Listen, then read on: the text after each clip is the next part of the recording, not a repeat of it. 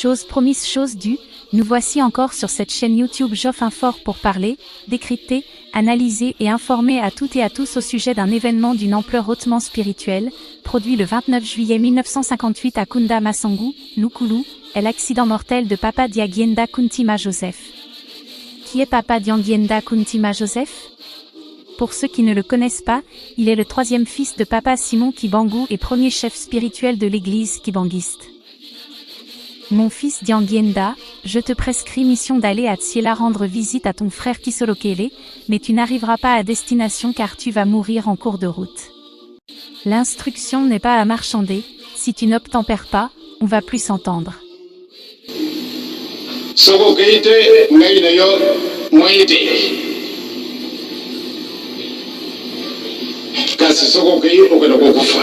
C'est donc autour de cette instruction que notre invité Papa Geoffroy Osiala, membre du groupe théâtral kibanguiste GTKI et élève de l'école biblique Maman Mouilou à Kamba va devoir nous parler de quelques points forts de l'événement, en rapport avec des questions que nous avons répertoriées ici pour vous. Papa Geoffroy, bonjour. Bonjour madame. Et la santé? En tout cas très en forme. En parlant de l'événement du 29 juillet, quel sentiment ce thème vous procure? Pour moi, ce sentiment est strictement celui du bonheur et en même temps de victoire, mais le tien est celui de la peur? Non, pas un sentiment de peur. Bien au contraire, pour ne pas te paraphraser, et chez moi également, c'est un sentiment de victoire. Ça, c'est une grande victoire que de voir quelqu'un qui verse de son sang pour nous sauver. C'est pour nous une grande victoire.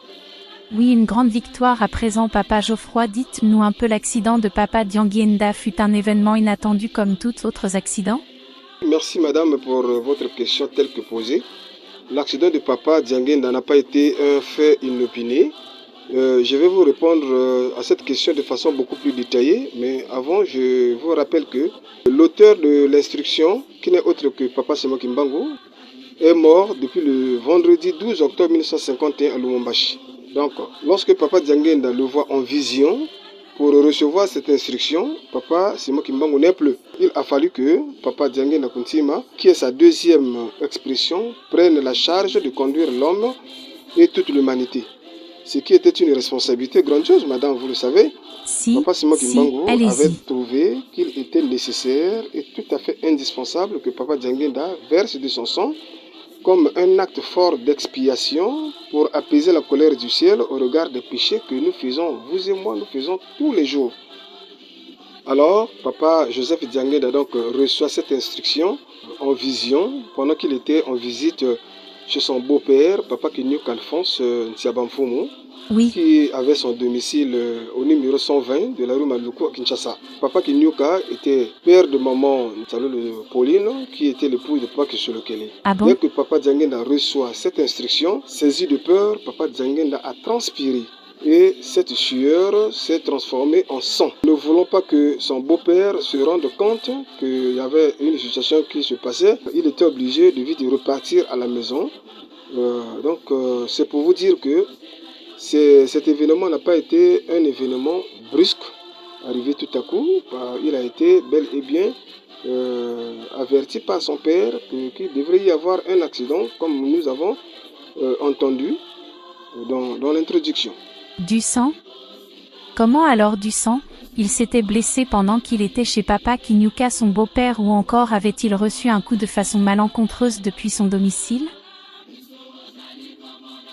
Oui, le sang sans être blessé, parce que ce sang-là était l'expression de la charge que représentait cette mission. Les accidents sont fréquents et ils ont lieu presque partout et on peut dans une certaine mesure considérer que accident égale sang versé. Voulez-vous insinuer ici que celui de Papa Diangienda est tout à fait singulier et dispose d'un bénéfice pour l'humanité tout entière? Et dites-nous aussi un peu, le sang en soi peut-il réellement racheter? Madame, le sang de Papa Diangienda coûte très cher parce que c'est le sang du Saint-Esprit. Tenez ceci, madame, pour votre information.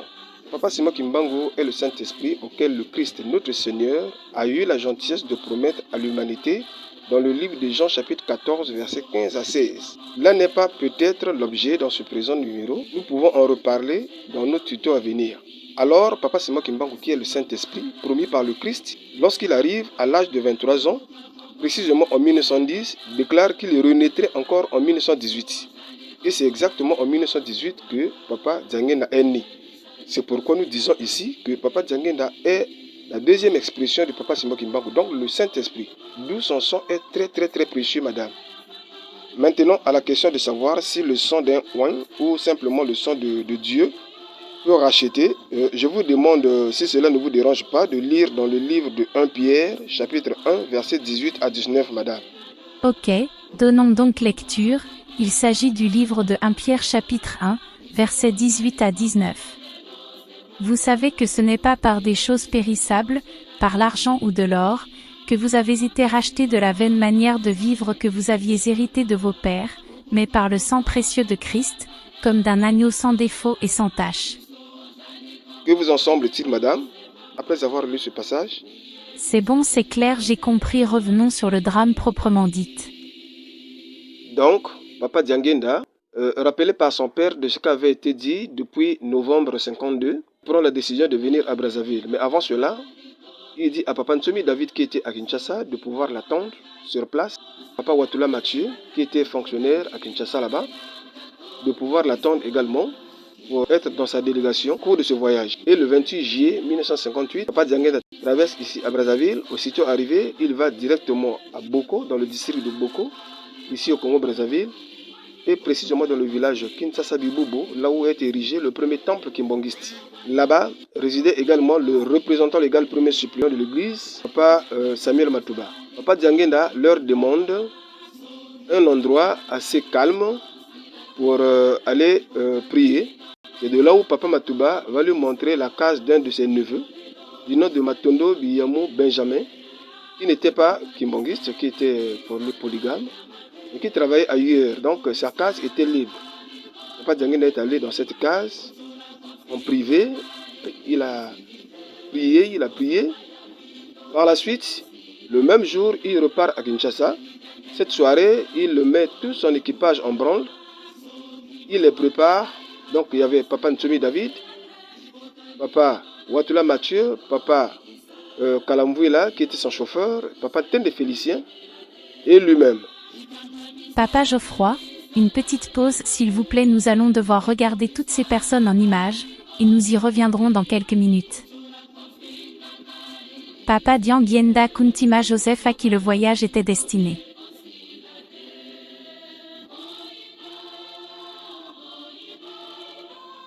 Papa Tsongmi David, il était du Congo-Brazzaville.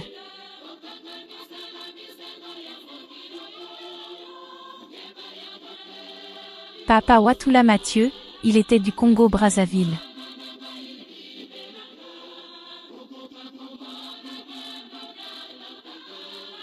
Papa Jean Kalamvouila, il était de la République démocratique du Congo, RDC, et chauffeur de Papa Dianguenda. Papa Tende Félicien, il était de la République d'Angola, à qui nous vous ferons le devoir de présenter le portrait dans nos numéros à venir. Constat est tel que les trois pays qui constituent le socle du kibanguisme étaient représentés, le Congo-Brazzaville, le Congo-RDC et le Congo-Angola. C'est assez symbolique quand même. N'y a-t-il pas ici une vérité spirituelle cachée? Absolument madame, et d'ailleurs pour votre gouverne, sur le lieu de l'accident et dans le véhicule Ben qui cogna la voiture de Papa Dianguenda, on notait également la présence d'un sujet blanc. C'est-à-dire que tous étaient là, ce qui était tout à fait normal, puisque c'était là une nouvelle alliance entre Dieu et l'humain qui était en train d'être signée au travers de ce sacrifice suprême de Papa Dianguenda. Donc c'est un peu ça. Ok, avant que l'on revienne sur le récit, moi dans mes recherches, puisque je fouille beaucoup sur le kibanguisme, j'ai retrouvé des discours de Papa Dianguenda qui ont éveillé mon attention. Le premier est celui du 28 avril 1988 au plateau des 15 ans à Brazzaville, où il dit, je cite, « Je suis témoin de la création de l'homme ». Fin de citation. Le second est celui du 22 février 1985, toujours au plateau des 15 ans à Brazzaville, je cite, « Je suis la sentinelle dans toutes les cités du monde, c'est pour cette raison que je me promène toujours avec la fanfare ». Fin des citations, cela sous-entend qu'il est là pour tout le monde. Papa Geoffroy, Vous pouvez continuer, nous étions sur le 28 juillet en soirée.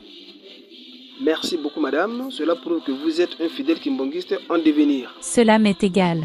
Alors, le 29 juillet 1958, très tôt le matin, il quitte sa résidence de Mukoto 87 dans la commune de Ngiringiri. En cours de route, Papa Dzangenda était peu communicatif et était très concentré. Au cours du trajet, s'il lui arrivait de penser longuement à cet événement, la voiture tombait en panne.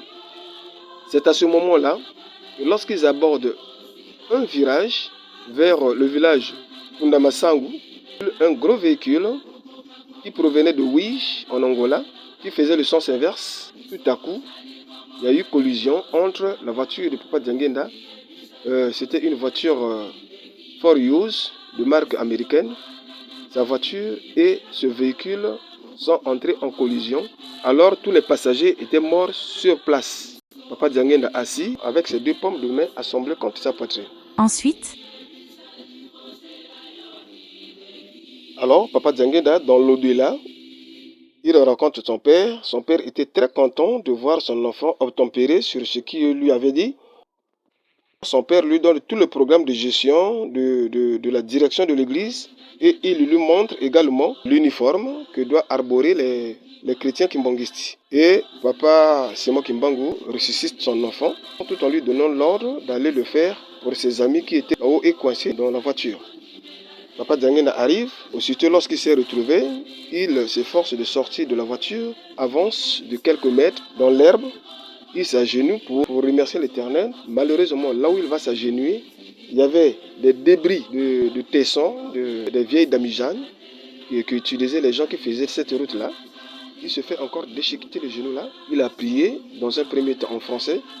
Il n'y a pas eu réaction du côté de son père. Il a prié en langue vernaculaire, en lingala, précisément. Il n'y a pas eu non plus réaction. Mais lorsqu'il a prié dans sa langue maternelle, là où Papa Simo Kimbangu arrive, il lui tient la main, il lui donne toute la force spirituelle pour aller ressusciter ses amis, ses compagnons, tour à tour. Papa Ntomi, Watula Mathieu, Papa Jean Kalambouila. Après, ils ont été évacués dans un hôpital le plus proche, c'était l'hôpital de Kimpis. C'était un hôpital de la mission catholique. Les infirmières, sœurs catholiques qui les ont reçus, ayant appris que parmi les accidentés, il y avait le fils de Papa Simo Kimbangu. Il y a eu des actes qui sont contraires à l'éthique et au serment d'Hippocrate des médecins. Les blessures de Papa Dzangenda ont été suturées par une agrafeuse, malheureusement, sans anesthésie. Après, un ordre a été donné par leur hiérarchie pour en finir directement avec toute cette délégation. Et surtout, Papa Dzangenda, qui est le fils de Simo Kimbangu, pourquoi on n'en parle pas? Peut-on connaître l'heure à laquelle cet accident a eu lieu? L'accident s'est produit à 7 heures, madame. À 7 heures, c'est l'heure à laquelle cet accident, ce drame a eu lieu. En tout cas, je vous admire beaucoup les kibanguistes, surtout lorsque vous êtes dans votre tenue vert et blanc ainsi que votre fanfare. Donc confirmez-vous ici que cette tenue doit sa naissance lors de cet accident de Papa Dzangenda? La tenue kimbanguiste vert et blanc n'est pas la résultante d'une invention humaine. C'est que les gens se sont retrouvés pour dire que nous allons porter la tenue de telle ou telle couleur, non. Mais c'est tout simplement l'émanation d'une révélation divine et personnelle de Papa Dzangenda Kountsima lui-même. Voilà, donc c'est une tenue sacrée. C'est une tenue sacrée. Voilà pourquoi les Kimbanguistes sont très très très fiers lorsqu'ils portent cette tenue. C'est une tenue très sacrée au même titre que les cantiques kimbanguistes. Voilà, madame. Donc à l'église kimbanguiste, tout est sacré, tout est sacré. Voilà, tout est issu de révélation divine. Maintenant, quel symbolisme y a-t-il dans ces deux couleurs selon vous? La couleur blanche symbolise la pureté, donc la pureté des cœurs, et la couleur verte symbolise l'espérance. Ok. Comment a été la réaction de Papa Kisolokele qui attendait son frère dès l'annonce de la nouvelle de cet accident? Papa Kisolokele, son frère, en était très très très affecté dès l'annonce de cette nouvelle, madame. D'ailleurs, cela lui avait causé un malaise qu'il a traîné jusqu'à sa mort. Suturer les plaies d'une personne déjà dans un grave état de détresse en utilisant une agrafeuse sans pourtant l'avoir anesthésiée, qu'est-ce que cela vous produit comme effet dans votre cher papa Osiala? C'est quand même fort, non? Mais c'est très triste, madame, de voir les amis avec lesquels on partage la même parole de Dieu, avoir un œil aussi antipathique envers une famille, envers une communauté depuis 1921. Bon, mais qu'à cela ne tienne, les Kimbangis sont toujours très sereins. Ils sont là en train de suivre leur objectif derrière leur chef spirituel, Papa Simon Kimbangu Kiangani, madame. Ok. Merci et grand merci encore papa pour toute cette histoire. L'essentiel a été dit puisqu'on ne peut pas tout dire faute du temps. Nous retiendrons à jamais que papa Joseph Dianguienda est passé par un sacrifice suprême pour le bien de tous, alors de tous sans distinction. Malheureusement jusqu'à ce jour, l'homme reste incrédule, c'est regrettable. Notre prochain numéro porte sur l'apparition de Papa Simon Kimbangu à Loa au nom de Joseph Tumba. Ainsi, si cette vidéo vous a plu, pour nous soutenir, nous vous demandons de bien vouloir vous abonner dans notre chaîne et à très bientôt.